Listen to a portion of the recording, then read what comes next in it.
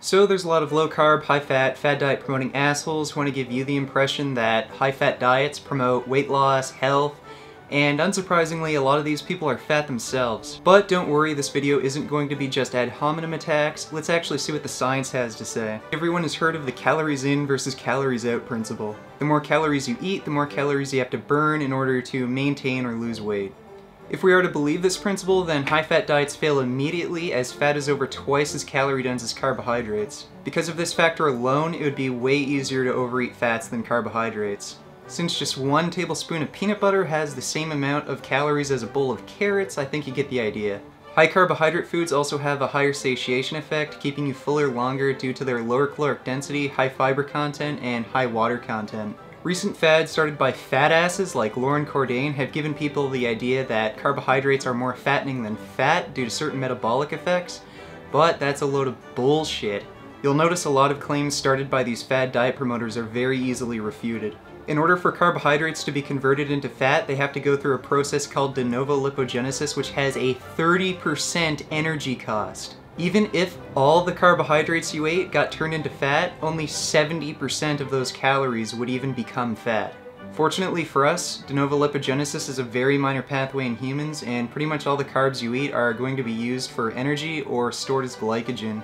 And in most cases, excess carbohydrate calories will also just be burned off as body heat because carbohydrates cause their own oxidation. Fat, on the other hand, is almost directly stored into adipose tissue, and it's most certainly not our body's preferred energy source. Our bodies are so efficient at storing fat that a biopsy of adipose tissue can actually tell us exactly what sources of fat you eat. The fat you eat is quite literally the fat you wear. Lauren Cordain, Sally Fallon, Jimmy Moore, William Davis, Dr. Robert Lustig, John Funder, Dr. Andrew Weil. Not only is fat so efficiently stored into adipose tissue, but it also alters our intestinal flora in such a way that it promotes weight gain and obesity.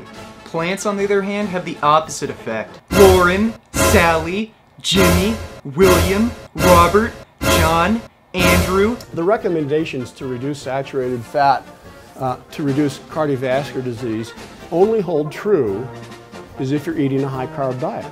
But a high carb diet all by itself is also problematic. What? High carb diets have been demonstrated to be optimal for lowering diabetes risk, heart disease risk, and lowering BMI. This Harvard cohort study also demonstrates that the meat and animal products in these low-carb diets are what is responsible for this increase in disease risk, as vegan low-carb diets actually reduce heart disease and all-cause mortality risk. And of course, none of these morons care that their diets are increasing all-cause mortality risk! I just can't give up putting butter on my sourdough. Well, if meat's good enough for retarded cavemen, then it's good enough for me. And what about high-carb, low-fat promoters? Dr. Neil Bernard? Skinny. Dr. Colin Campbell? Skinny. Dr. Caldwell Esselstyn? Skinny. Dr. John McDougall? Skinny. Dr. Michael Claver? Skinny. Dr. Matthew Letterman? Skinny. Sorry guys, but the science just isn't on your side. So I hope that video was informative. Make sure you ignore all the fucking idiots who tell you that carbs make you fat, so carb the fuck up, make some vegan gains. Make sure to comment, rate, and subscribe, and until next time. Beef. What a relief.